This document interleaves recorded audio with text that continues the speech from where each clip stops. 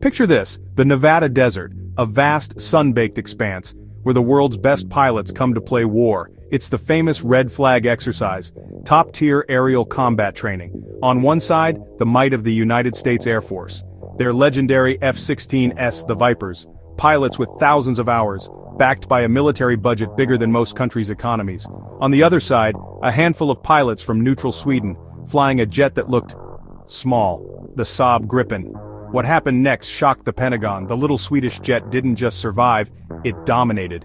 In simulated dogfights, the Gripen, with clever electronics and a nimble frame dancing around American fighters. One Gripen pilot reportedly scored 10 kills in a single week against top-tier opponents, including a kill on an F-16 Charlie Juliet Wild Weasel. This wasn't supposed to happen. The pecking order of the skies was being rewritten. A fighter built for efficiency and cunning, not brute force.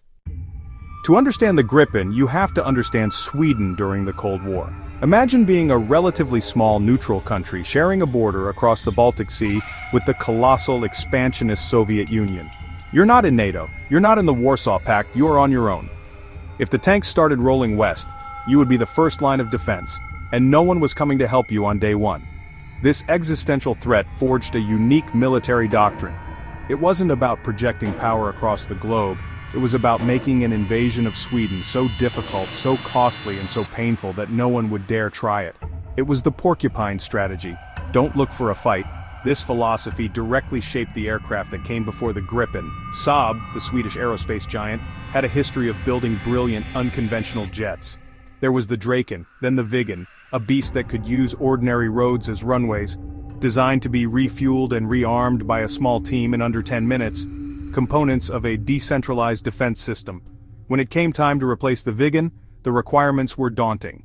The new jet had to be faster, more agile, and able to perform air-to-air, ground attack and reconnaissance in one sortie. It had to be easy to maintain and cheap to operate, and nothing on the market fit, so they built their own.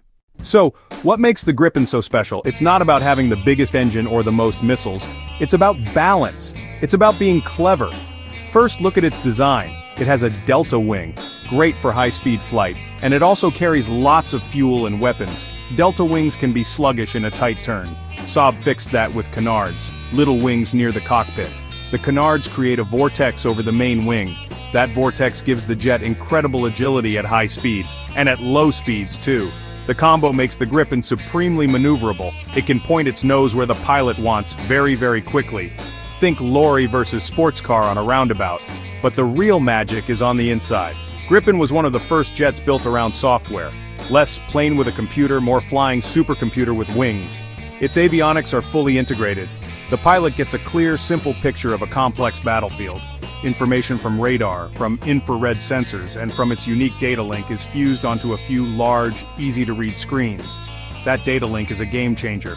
Gripens can share info silently and securely. Software focus brings another benefit: upgrades. Often the Gripen just needs a software update, like updating apps on your phone. Keeps the Gripen cutting edge without breaking the bank.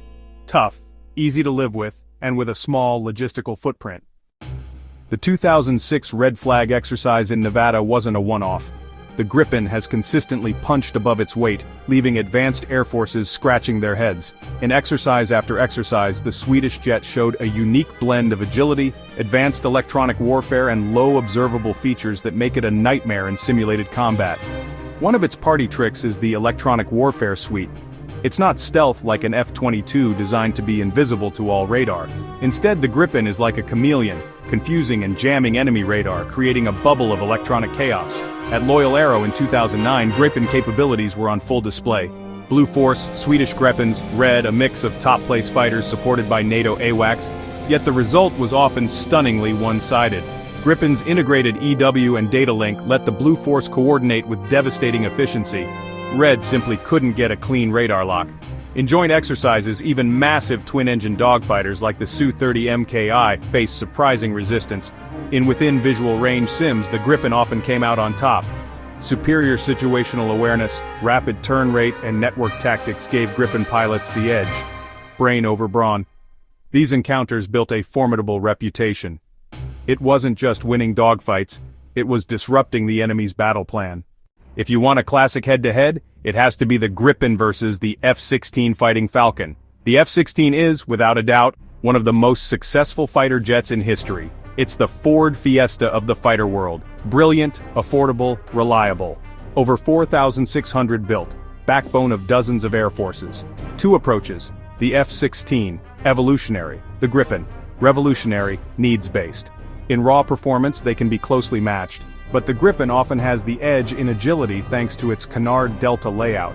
Where the Gripen pulls ahead, especially the Gripen E, is its electronic brain, sensor fusion, and a modern data link, a generation ahead of most F-16s currently in service.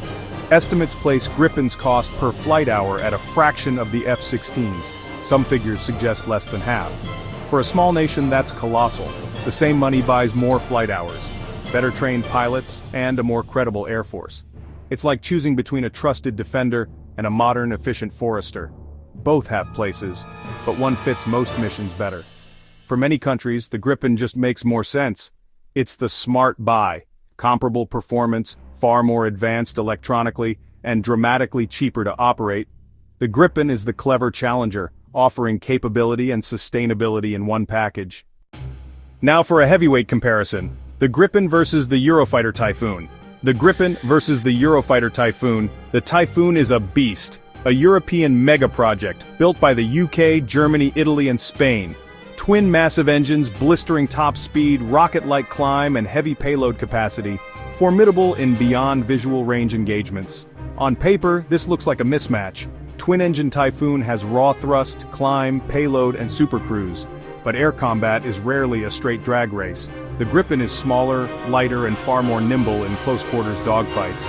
Classic trade-off: a broadsword versus a rapier. Typhoon has powerful radar and advanced systems. Gripen E brings ESA radar and network-centric design, focus on situational awareness and EW. Typhoon is expensive to buy and operate. Gripen's lower running costs are the trump card. A country can buy and operate a much larger Gripen fleet for the same price. More planes in the air, more pilot hours, more resilience. For procurement decisions, effectiveness per budget often matters more than one-on-one supremacy. The Typhoon is a thoroughbred, but the Gripen is the pragmatic, sustainable winner for many nations. So why have countries like Czech Republic, Hungary, South Africa, Thailand, Brazil? They looked at American, Russian, and European jets, and picked the Gripen. The answer isn't just performance or agility, it's economics, politics, and practicality. A complex cocktail: economics, politics, and practicality. For many nations, the Gripen hits the sweet spot. This includes fuel, maintenance, spare parts, and personnel training. Saab has been smart, selling planes with partnership, tech transfer, and industrial participation, especially with Brazil. Brazil gained production roles and knowledge, not just hardware. The Gripen is easy to fly, easy to maintain, easy to deploy. Operate with a small ground crew from austere locations, a real capability for many nations. A complete system designed for efficiency and effectiveness in the real world. That's why the smart money often lands on the Gripen. When Sweden officially joined NATO in 2024, it wasn't just another flag. It was the formal integration of one of Europe's most unique forces. At the heart of that capability was the Gripen. For years, NATO observed the Gripen. Now it was inside the tent.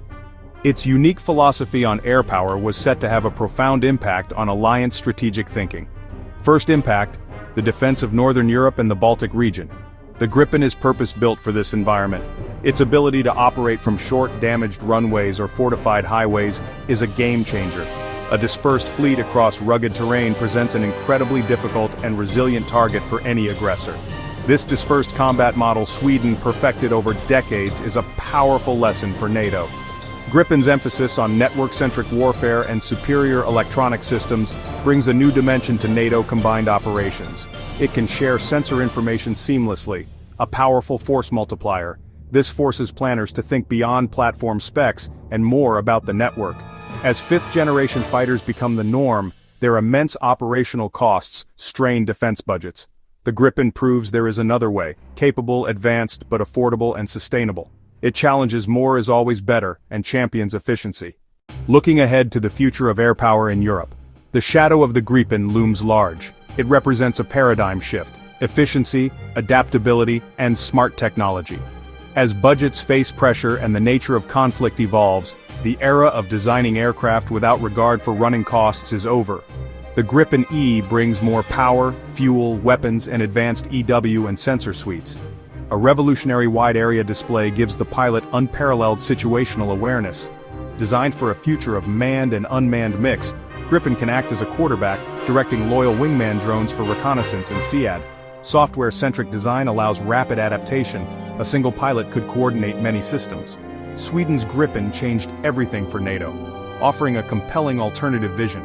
A smaller nation using ingenuity to build world-beating tech, the smartest fighter, not the biggest, will rule the skies. Smart design, network-centric thinking, operational efficiency, sustainable power. The little jet from Sweden didn't just join the club, it showed a whole new way to play the game.